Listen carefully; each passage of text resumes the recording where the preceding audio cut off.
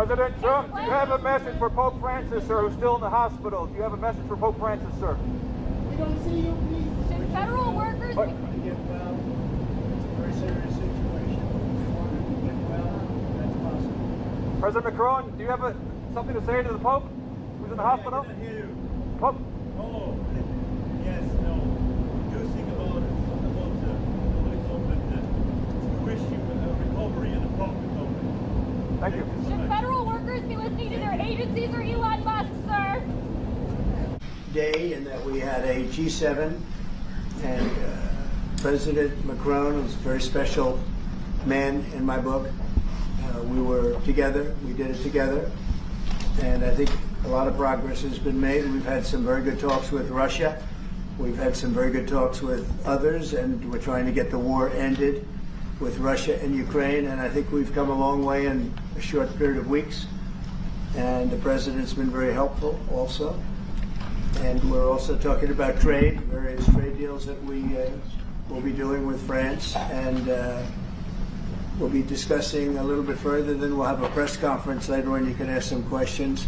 We'll be having a press conference in a little while. We're going to have lunch with the entire French staff, and we look forward to it. And again, the relationship's been very special with France and very special with this gentleman on my right. And we look forward to keeping that going for a long period of time. Thank you very much. Thank you. Thank you, Mr. President. Thank you.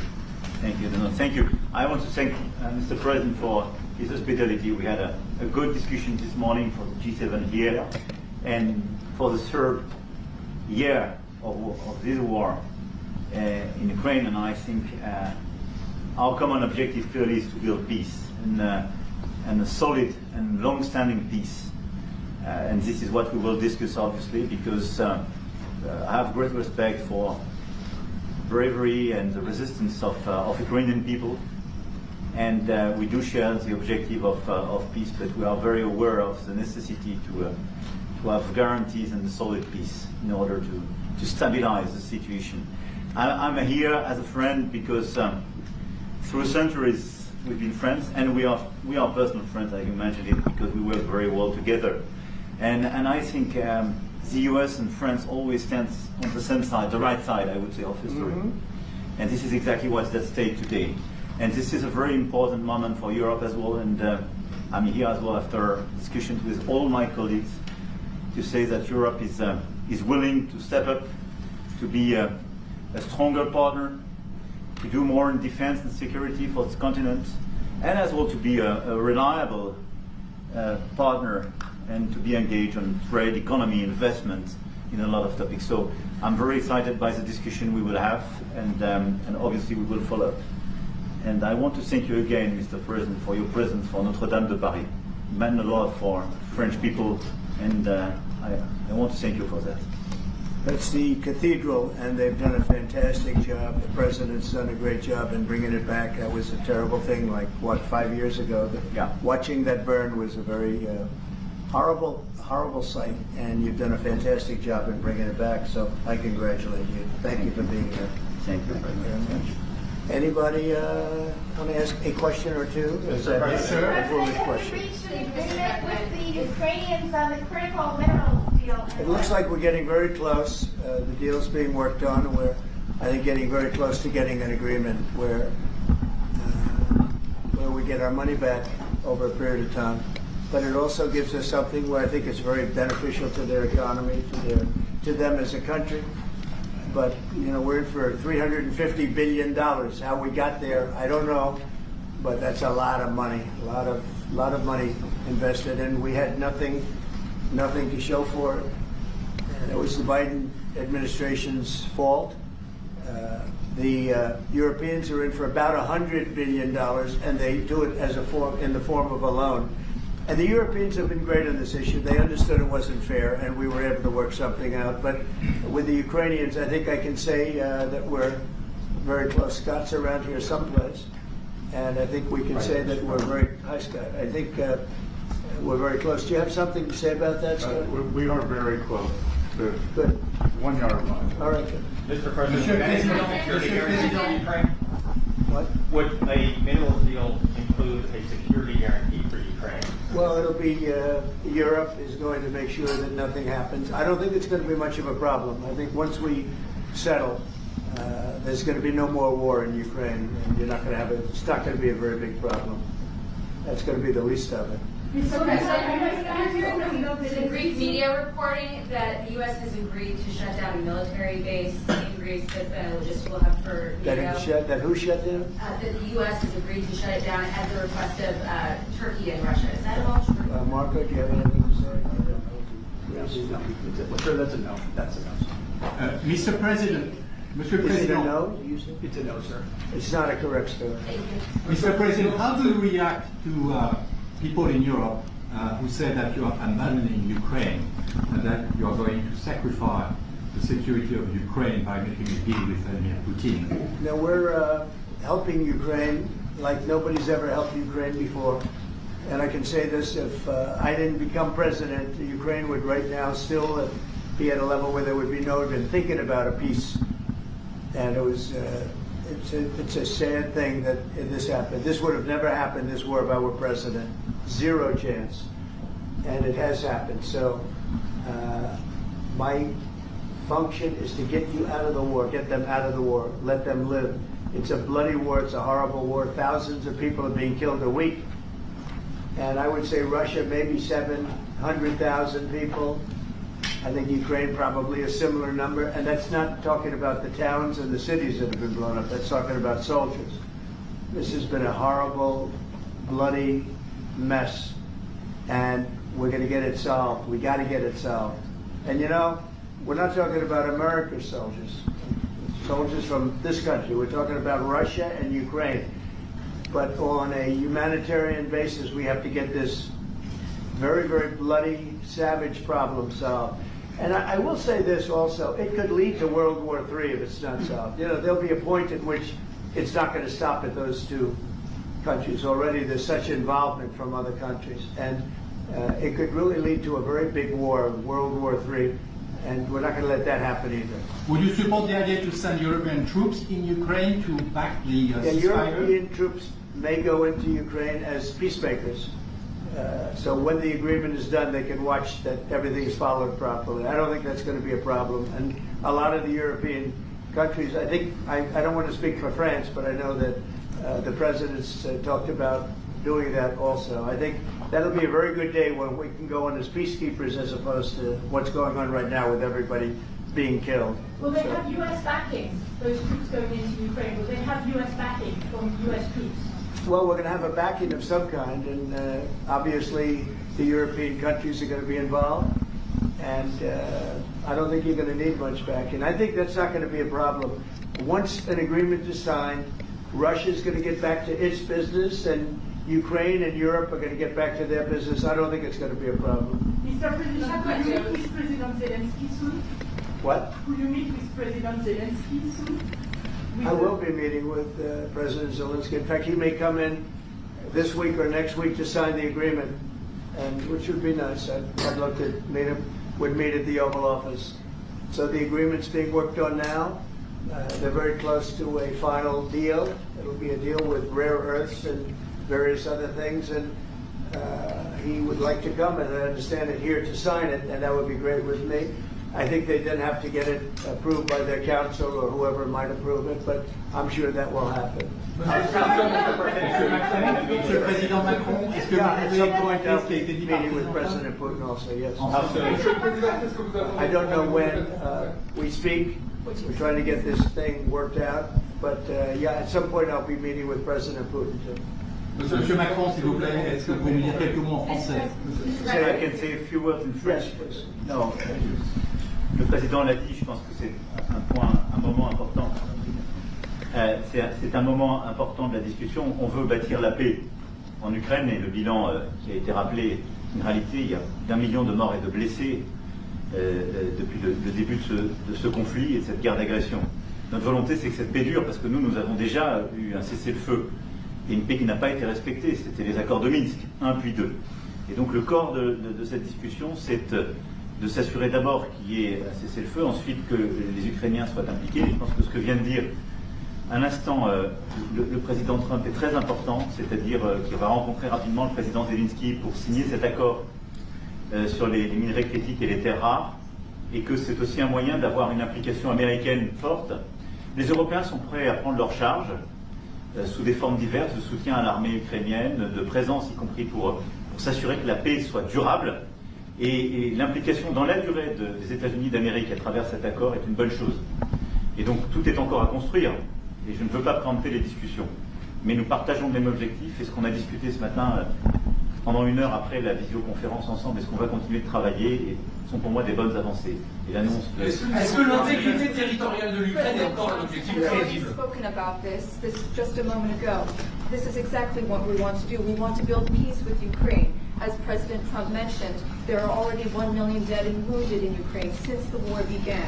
We had a ceasefire in the past that was not respected. This was under the Minsk Agreements 1 and 2.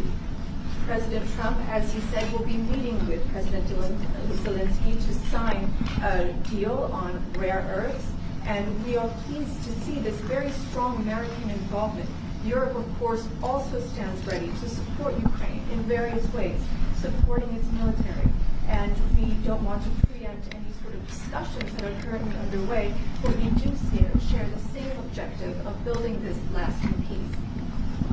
I just want to tell you a little story. So we were at the Eiffel Tower having dinner with your wonderful wife and with my wonderful wife, and we came out and he started speaking the French deal. And we didn't have an interpreter, and he was going on and on and on, and I was just nodding, yes, yes, yes. And he really sold me out, because I got back the next day and I read the papers. I said, that's not what we said. He's a smart customer, I will tell you that. How would you qualify your relationship? If the president called Zelensky a dictator, would you use the same words regarding Putin? I don't use those words lightly. I think that we're going to see how it all works out. Let's see what happens. I think we have a chance of a really good settlement between various countries. And, you know, you're talking about Europe, and you're talking about Ukraine as part of that whole situation. The other side has a lot of support also. So let's see how it all works out. It might work out. Look, you can never make up lives. The one thing you can make up the money, but you can't make up the lives. A lot of lives lost. I think probably a lot more lives than people are talking about. It's been a rough war, but I think we're close to getting it solved. Go ahead. Doge, sir? Do you think that Doge could benefit from more streamlined communications? There was that email telling employees to give 5 things that they've done last week. Agency heads then told people to ignore it. You're talking about the last email that was sent, where he wanted to know what you did this week. You know why he wanted that, by the way? I thought it was great. Because we have people that don't show up to work and nobody even knows that they work for the government. So by asking the question, tell us what you did this week, what he's doing is saying, are you actually working? And then if you don't answer, like you're sort of semi-fired or you're fired, because a lot of people are not answering because they don't even exist.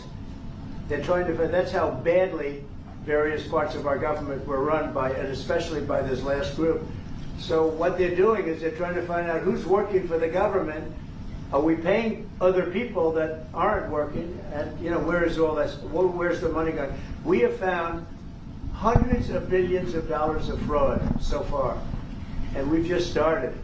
We're actually going to Fort Knox to see if the gold is there, because maybe somebody stole the gold, tons of gold. So I think it was actually, there was a lot of genius in sending it. We're trying to find out if people are working. And so we're sending a letter to people, please tell us what you did last week. If people don't respond, it's very possible that there is no such person or they're not working. Some of the agency has instructed their employees not to respond. They were waiting on further guidance, but Elon Musk's tweet said a failure to respond would be taken as a resignation. So there's been a disconnect in communications. Yeah. Are you concerned at all about that? No. That was done in a friendly manner. Only things such as perhaps Marco at State Department, where they have very confidential things, or the FBI, where they're working on confidential things. And they don't mean that in any way combatively with Elon. They're just saying there are some people that you don't want to really have them tell you what they're working on last week. But other than that, I think everyone thought it was a pretty ingenious idea. We have to find out where these people are. Who are they? And we said if you don't respond, we assume you're not around. And that holds, that stands. And you're not getting paid anymore, too. So, you know, we're doing a real job. And we just had a poll come out, I guess the Harvard poll, saying that it's massively popular what we're doing. Mr. President, do you still believe in NATO, in the alliance between Europe and America in NATO? Are you going to go to the summit in June? Very much involved in this. When I first got elected at the very beginning, first term, I got hundreds of billions of dollars put into NATO. NATO had no money because they hadn't paid for years. And I said, look, if you don't pay, and we're not going to be a part of NATO, we're not going to protect, we're not going to do what we're supposed to do. And we took in hundreds of billions of dollars into NATO. No, NATO is a good thing if it's done properly and if it's used properly. Mr. President, in these days you speak a lot about tariff in Canada, in Mexico, and in Europe. I want to know what is your idea about Italy, if you want to make the same thing. What? Can you talk up a little bit? In these days. No louder. Can you talk a little louder? You have a beautiful voice, but you're not. In these days you speak. Where are you from? Italy. From Italy. Oh, I love Italy. Go ahead. I want to know if you have the same idea with Italy about tariffs. Well, look, I love Italy, and Italy is a very important nation. We have a wonderful woman as your leader, and she was on the conversation today, one that we had, the G7. And no, I think Italy is doing very well. I think Italy's got very strong leadership with Georgia. Monsieur le Président, qu'est-ce que vous répondez au président Trump qui a dit que les Français et les Britanniques n'avaient pas acheté? Any other questions over here? Yes, ma'am. Can you clarify what you meant in your truth today on the major economic development transactions between the U.S. and Russia? Any more details? With respect to what, Russia? In solving a peace deal, you said there will be major economic development transactions which will take place between the United States and Russia. Yeah, we're trying to do some economic development deals. They have a lot of things that we want, and we'll see. I mean, I don't know if that will come to fruition, but we'd love to be able to do that if we could. You know, they have massive rare earth. It's a very large, it's actually the largest in terms of land. It's by far the largest country. And they have very valuable things that we could use, and we have things that they could use, and it would be very good if we could do that. I think it would be a very good thing for world peace and lasting peace. Well, I mean, our first, by far, our first thing that we want to do, the first element of the overall transaction is ending the war. But if, just as we're doing with Ukraine, if we could do some economic development in terms of Russia and getting things that we want, something like that would be possible, yes. Mr. President, do you want Yes, go ahead, please. Can you explain the rationale in having the U.S. vote against the UN resolutions that Ukraine proposed and also the U.S. proposed? I would rather not explain it now, but it's sort of self-evident, I think. Mr. President, first, what about increasing the tariffs on products from the European Union? Is that still something you want to do today? Well, it's not increasing, it's reciprocal. So whatever they charge us, we're charging them. So it's not a question of increasing.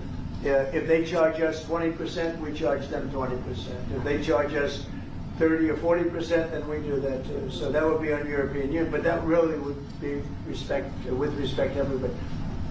It's reciprocity. So reciprocal. Whatever they charge us, we charge them.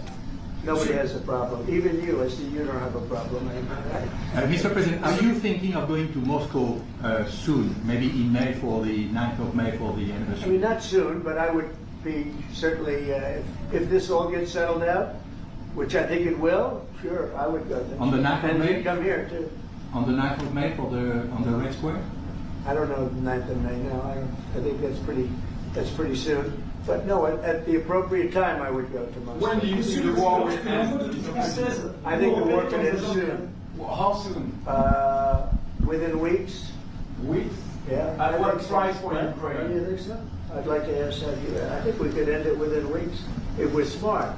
If we're not smart, it'll keep going and we'll keep losing young, beautiful people that shouldn't be dying. And we don't want that. And remember what I said. This could escalate into a third world war. And we don't want that either. Mr. President, your envoy Steve Witkoff suggested a temporary ceasefire in the conflict, but the Russian government has denied that out of hand. Are you worried that they're not dealing in good faith? No, I think they, at some point, will agree to that. I think they probably wanted to. And I think once you have a ceasefire, it's going to end, because they're not going from a ceasefire back to war.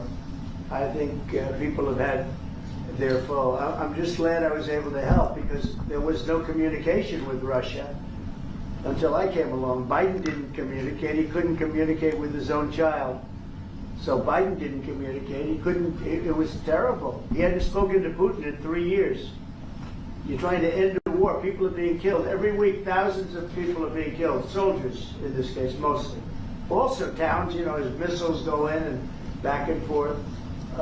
No, it's a shame. This should have never happened. This is a very sad, this is going to go down in the history books. This is a very sad moment, because that should have been stopped. That should have never started. And if it did start, it should have stopped the first week, not 3 years later.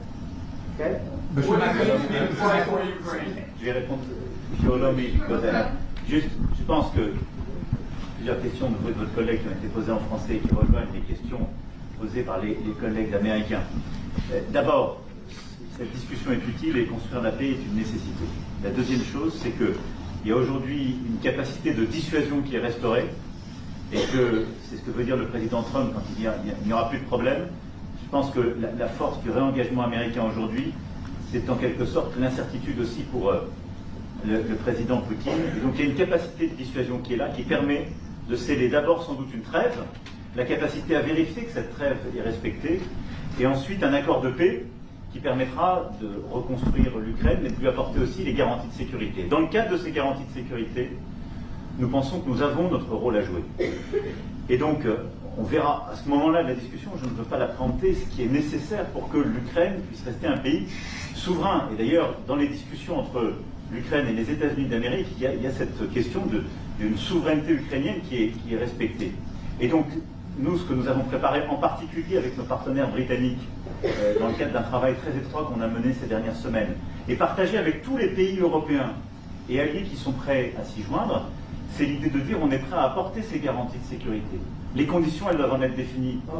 Elles doivent être définies par l'accord. Ça peut aller jusqu'à l'envoi, comme l'a dit le président, de troupes qui iront observer que la paix est bien respectée, qui iront se positionner, pas sur la ligne de front, pas pour justement, en quelque sorte, être dans le conflit, mais marquer une présence comme une garantie. Il y a d'autres moyens de soutenir qui peuvent être des soutiens accrus et capacitaires à l'armée, des structures nouvelles. Et je pense aussi que l'accord qui est discuté, le président l'a dit, la crédibilité américaine qui est mise dans ce moment, c'est aussi montrer que chacun est dans son rôle, mais que nous avons une unité, Européens et Américains, et donc avec une forme de garantie que les Américains prennent par la discussion sur les minerais critiques qui sont en train de finaliser. That is the most beautiful language. I have no idea what he's saying, but that is the most elegant, beautiful language. Go ahead, please. This is a question that was asked by several. What we need to do is make sure that we are building peace. We have deterrence capabilities that have been restored. As President Trump said, there won't be any more problems. We've seen the U.S. re-engagement and the message that that sends to Mr. Putin. We have deterrence, which will allow a truce to take place, verification of that truce, and then a peace agreement can be put in place so that we can start rebuilding Ukraine with security guarantees, and we have a role to play in that. Again, I'm not preempting any discussions, but we've spoken about Ukraine's sovereignty, and that has been a subject of discussion between the U.S. and Ukraine. We have also been working closely with our British partners this week. We've shared this information with other European countries, and we are ready and willing to provide those security guarantees, which could perhaps include troops, but they would be there to maintain peace. They would not be along the front lines. They would not be part of any conflict. They would be there to ensure that the peace is respected. Our assistance may include other capacity building, perhaps for the military. We see U.S. credibility here. We each have our role to play, but it will be done in a united fashion. Mr. President, do you think that Ukraine should give up a part of its territory? Well, we're going to see. It's a negotiation that's just starting, and they've been fighting, and there's been a lot of land that's been taken. So we'll have to see how that works out as part of the negotiation. I will say there was great unity in that room today, via Skype or whatever. But it was great, tremendous unity today in that room with the other countries. Ukraine wants those territories back. Can they take it back? What they lost in the past years? That's not an easy thing to do, is it? Right? It's not an easy. Just asking whether or not you can take back the land that they lost. And I say that, yeah, perhaps some of it, yeah, I hope so. But that's not an easy thing to do. But not everything. It's going to be something we're talking about. Will you convince Vladimir Putin to accept the European troops as peacekeeper? Would you think? Yeah, he will accept that. He will accept it? I've asked him that question. You talked to me? I've asked him that question. He said yes? Is France going to lift the block on the Because he's not, look, if we do this deal, he's not looking for war. He doesn't mind, but I've specifically asked him that question. He has no problem with it. Is France going to lift the block on the $300 billion in frozen Russian assets in Belgium? France has opposed unfreezing it to pay Ukraine and compensate the U.S. for its support. Is France going to lift its opposition to that? This is, we speak about frozen assets. We already used them to back precisely the loans negotiated at the G7. And it's part of the sanctions. So it will depend on the follow-up of the discussions. But clearly we respect international law. It's just frozen assets now.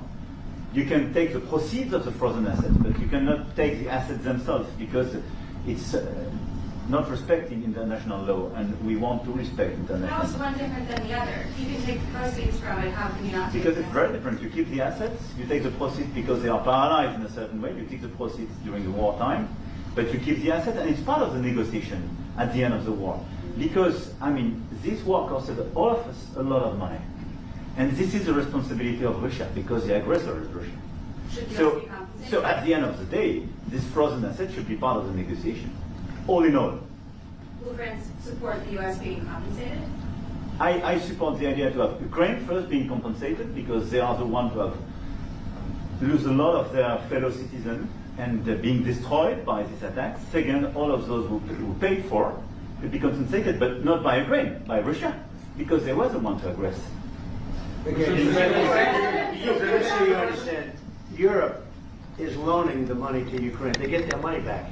No, in fact, to be frank, we paid 60% of the total effort, and it was through, like the US, loans, guarantee, grants, and we provided real money, to be clear.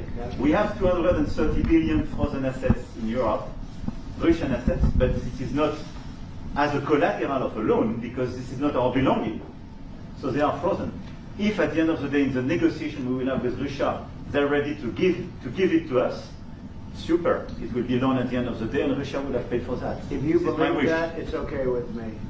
Mr. President, if they get their money back, we don't, and now we do. But that's only fair. Mr. President, can you take Washington to be the one that pays everybody back? Are they the aggressor? Well, we're negotiating everything, and everything's on the table, and we'll see if we can get some land back, and we'll see about a lot of different things. And we're going to be making a little speech and say a few words. In a little while, we're going to have another meeting, a luncheon meeting, and we'll see you in about 2 hours.